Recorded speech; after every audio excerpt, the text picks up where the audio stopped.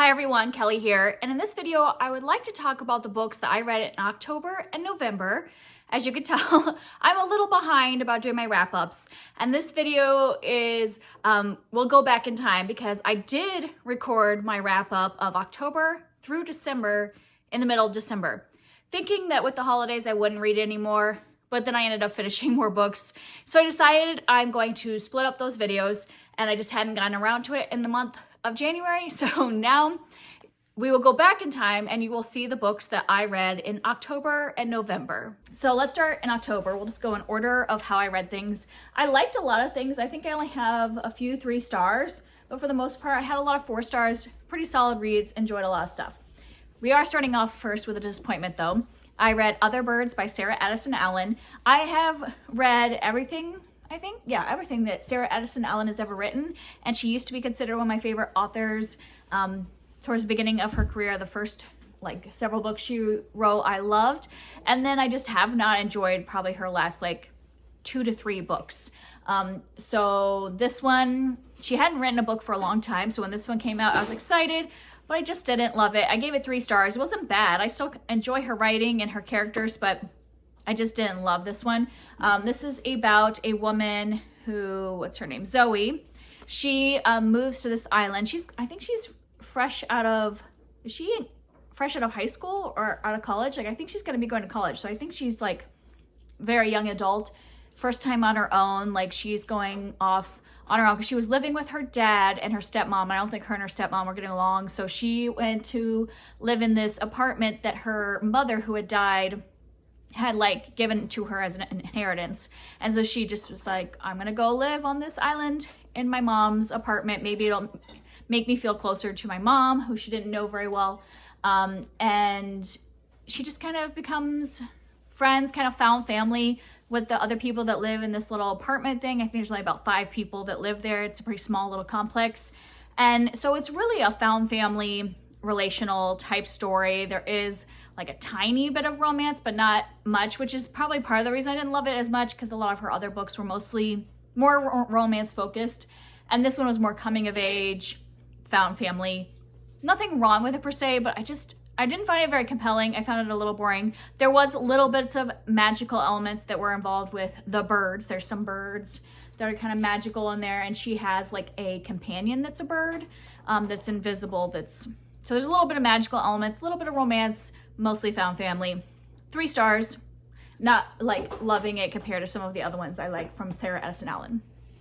And then the next book I finished was a reread. I read Amari and the Great Game by B.B. Alston. This one, I had already read it a year ago and given it 3 stars.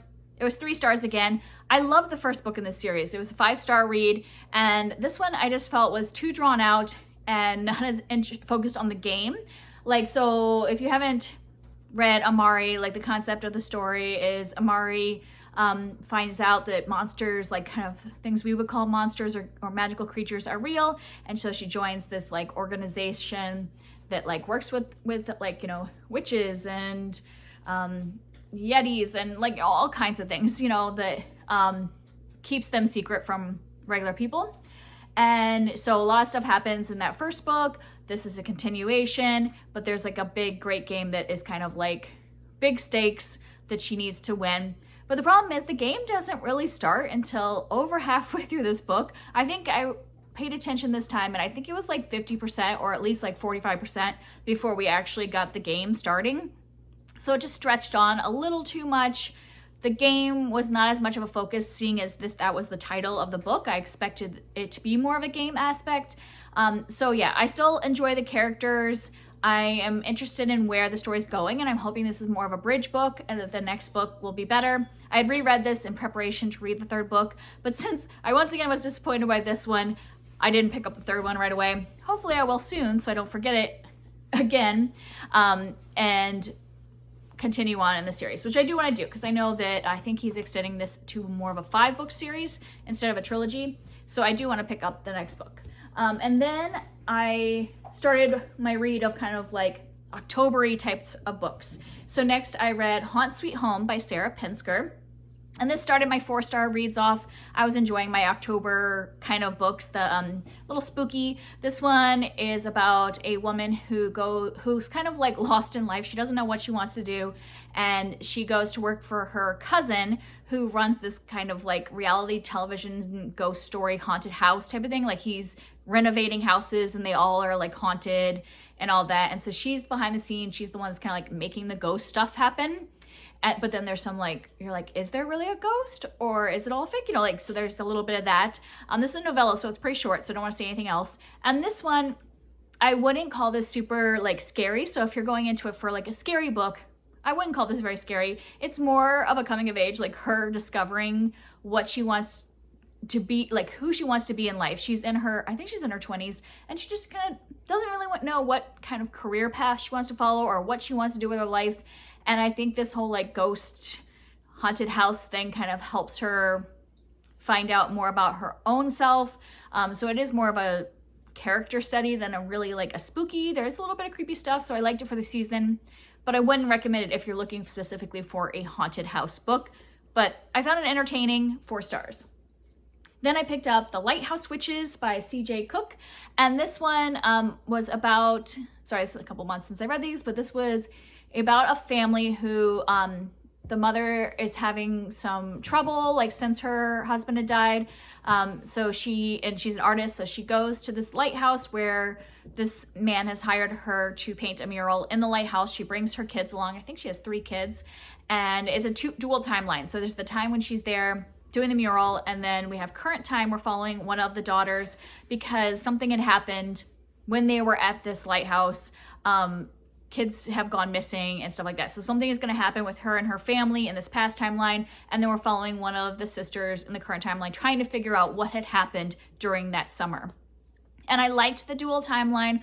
I liked the kind of creepy vibes. There was definitely more atmosphere in this one because it's like a lighthouse next to the, like, you know, I don't know, I think it was the ocean, not just a sea, but like, you know, by the ocean and like all the waves and all that. And this like abandoned lighthouse, like this is not a functioning lighthouse. This is a old lighthouse that somebody has bought. And so it's not actually like being run. And there were like, you know, creepy kind of stories in the background, like the past history of this lighthouse and this land the lighthouse is on. So there's definitely atmosphere. So if you're looking for an atmospheric October read, I would recommend this one. I do think it's pretty predictable when you're going back and forth. You could kind of figure out what is actually happening in the past timeline, leading to what is going on, like what we are discovering in the current timeline. But it didn't bother me that it was predictable because I just liked the atmosphere. I found it enjoyable. It wasn't like quite 5 stars, perfect spooky story, but was really solid, and I enjoyed my time. It read pretty quickly and was just like keeping me invested the whole time and kind of figuring out what was happening and being in this atmosphere. And then the last thing I read in October was Before the Devil Breaks You by Libba Bray. This is book 3 in the Diviner series. And these are all just 4-star books for me. I'm really enjoying them. They're solid reads. They're not my favorite series. Like I don't want to own all the books and like reread them, but I am really enjoying them. I like listening to them on audiobook because January Lavoie is the audiobook narrator, and she is excellent at all of the voices. And I think it just adds to like the 1920s feel when like she's doing all of the different voices. And yeah, they're very elaborate. Like there's so many characters. Like as we go, we just are more character arcs happening. And I just find they're spooky, so they're perfect for the fall season, which I wish I had finished the last one in fall, because now I'm like, when am I going to read the last one? I'm just going to read it this winter and just go with the like spooky vibes, but in the winter. But they are pretty perfect if you wanted like a fall series to read. They are paranormal and stuff is happening, ghosty kind of stuff is happening. And we are following like a group of people that have special abilities in the 1920s and are kind of like saving the day and solving mysteries and finding out what's going on with this big bad. And this one is definitely, things are coming to a head. Like you can tell that we are approaching the last book because a lot of like storylines are coming together and things are really heading towards like this big bad. Like I would say the first book we barely saw this big bad, and then as we were going we added on until now we really are like confronting this big like villain of the story. And yeah, I find them really entertaining, solid series. It's an older series, so I wasn't necessarily expecting to be like drawn to it, but I would still recommend it even though it's older. I've been having a great time listening to the audiobooks. They're very long though, which is why I hadn't picked up the last one, because they're like 20-some hour audiobooks. But if you just want something to kind of be absorbed in, I would recommend them. All right, now we're moving on to November. And the first thing I picked up, I was continuing kind of the fall vibes. I picked up a mystery, and that was Dark Corners by Megan Golden. And this is a sequel, actually. I really enjoyed the first book in the series, Night Swim. It was a 5-star thriller, or mystery thriller. I wouldn't necessarily call these thrillers, more mysteries. And I don't always give mysteries 5 stars. That is kind of hard to get to that level, but I just really enjoyed the character and the podcast element. So I was like, okay, I'll go ahead and read the sequel, even though I don't usually read sequels in this type of genre. And I still really enjoyed it. We're still following the same podcaster who was in the first one, and she is solving a mystery in this one. The podcast is a big element, so I would definitely recommend these on audiobook, because actually was January LaVoy the audiobook narrator of the podcast? I think she was. Like, I think she was just like my audiobook, because I read a third thing that she was in that she narrated. But yeah, I think she actually does the podcast section. So there's a different narrator for the podcast as opposed to the general narration. And I'm pretty sure January LaVoy, who was the audiobook narrator for the Diviner series, also did the podcast. So that part was excellent. They really make it sound like a podcast, like they're interviewing people and all that in the podcast. And then there's the general story that our main character, what is her name? I think it's Rebecca or something like that. I don't know. Our main podcaster, she is solving this mystery of like, there's like a influencer kind of convention, like people that are influencers on like social media. And they start to go kind of missing. The girls are going missing, and she's like solving that mystery and has to kind of like infiltrate this convention to solve it. So I found it really entertaining. I gave it, once again, 5 stars. I think these are well-written mystery thrillers. I want to try other things by Megan Golden, see if I would like other things she wrote, or if I just really like the podcast element. If so, if she made a third one in the series, I would continue, because I do really enjoy this main character, to follow her doing her podcast and the way she solves mysteries. So really enjoyed that one. And then I read, okay, so this was where the Goodreads Choice Awards came out at this time, and I was like, well, maybe I want to do a project where I read one book from each of the categories. And so I started that, and I started off with the young adult category. I read I Hope This Doesn't Find You by Anne Lang. And after this, I gave up on the project. Not that it was bad. I think for what it is, for a young adult novel, I would recommend it to young adults, and it was 4 stars. My entertainment, it was probably closer to a 3-star, because I just realizing I'm not really liking contemporary young adult anymore, but I thought it was solid for what it was. But after reading that, I was like, do I really want to read a bunch of things from categories that I'm not really invested in? So I gave up on the project, but I had read this one, and it was a quick, I listened to it on audiobook, so it was like really quick. It was something I was doing while I was doing chores and stuff. So I didn't like mind reading this, even though it's not like my favorite genre.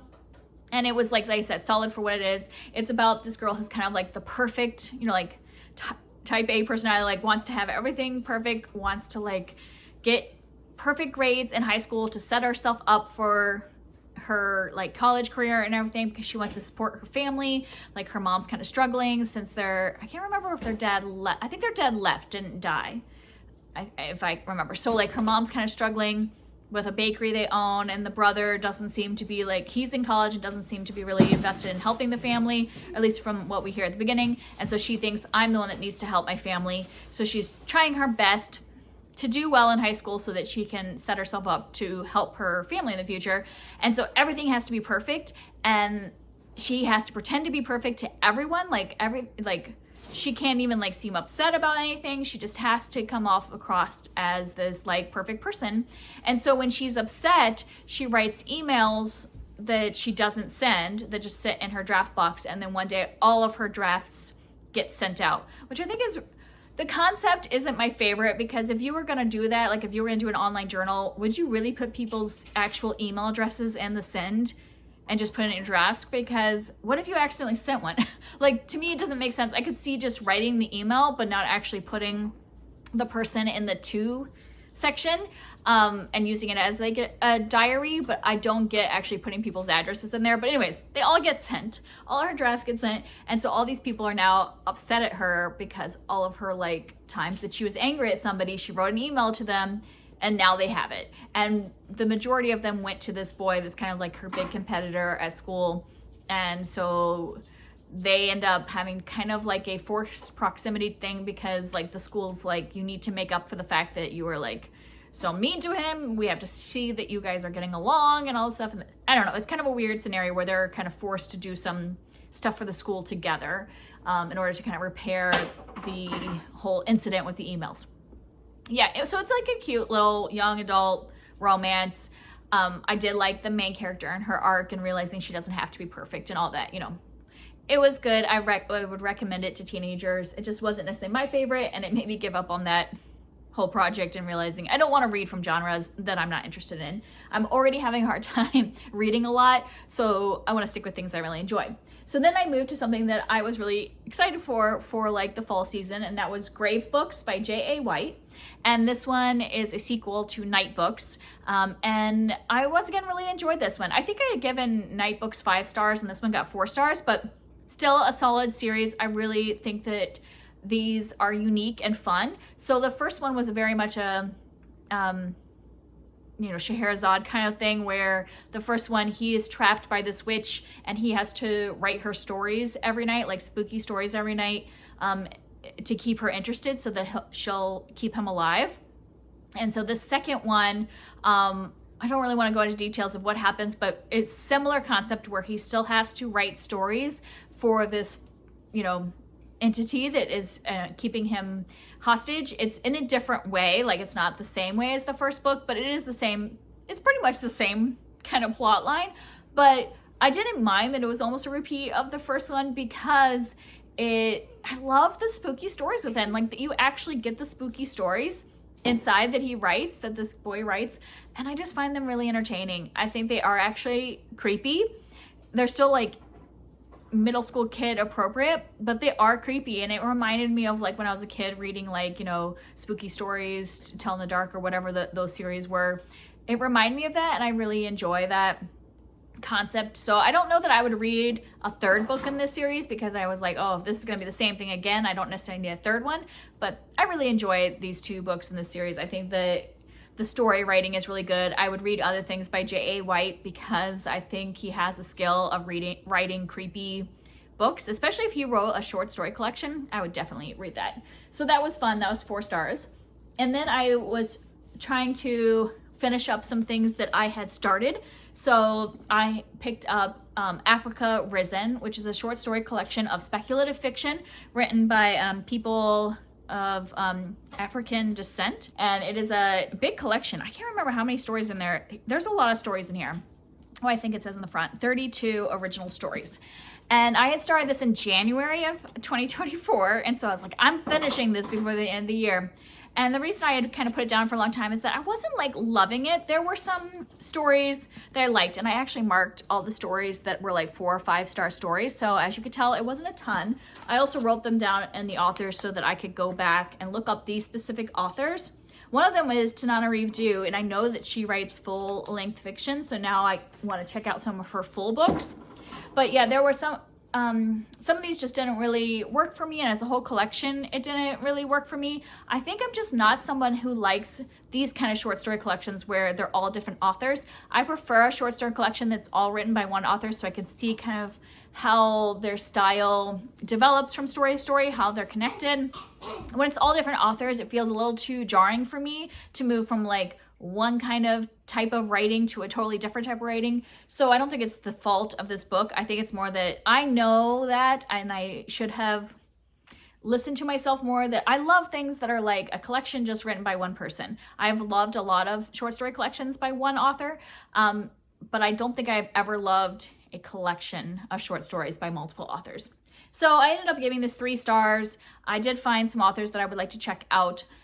So I'm not saying I wouldn't recommend this if you are somebody that likes collections by different authors. Pick it up, but I know this now for myself that I'm not going to continue to pick up collections of a bunch of different authors. I have one more that I own that I'm gonna try, but after that, I just know that I need to stick to collections all by one author.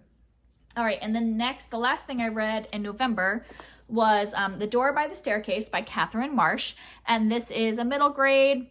I mean, I don't know if you would say it's a horror. It's not a horror novel. It's more like a fantasy retelling. So this is a retelling of the Baba Yaga story, and I really love this. I think this was so charming. I gave this 4 stars. We're following a girl, Mary, who lives in an orphanage, and one day this like older woman just comes and adopts her, but she's like, who is this old woman and what's going on? Like, things are weird in this house. And the new woman, that I think her name is Madame Z, things are weird in Madame Z's house. And she's like, is there something going on with Madame Z? She seems kind to me, but what's happening? And then she meets like a boy in town and they become friends, and it's like the first friend she's had, and it's just, so their relationship is really precious. And then there's like magical creatures that she starts to get to know. So there's a lot of like magical things in here. It's pretty obvious pretty soon that this is Baba Yaga. So like a lot of the stuff that happened here wasn't a surprise to me as an adult, but if a kid picked this up and had never read the Baba Yaga story, I think this would be like really magical for a child to read, like a middle grade child, an 8 to 12-year-old. If they had never read Baba Yaga, even if they had read Baba Yaga, I think it's a really great book for children, so I would highly recommend it. It's not too spooky. There is magic stuff and a lot of the Baba Yaga folklore, which if you have read any Baba Yaga stuff, there is like spooky witch stuff, like kind of like Hansel and Gretel, like witches that like to eat children and stuff like that. So there is spooky stuff like that, but the way it's written doesn't feel super scary, so I would recommend this for kids. And I also just think for an adult, it was super charming. And if you like retellings, I would recommend picking it up because I just enjoyed the whole thing and just was really invested in our main character and her place in the Baba Yaga story, and like her like friendship with this boy, Jacob. Yeah, that's his name. So there's a lot of stuff to really love about that story. All right, everyone, those were the books that I read in October and November. If you would like to talk about any of these, I'd love to hear from you down in the comments, and I'll see you next time. Bye.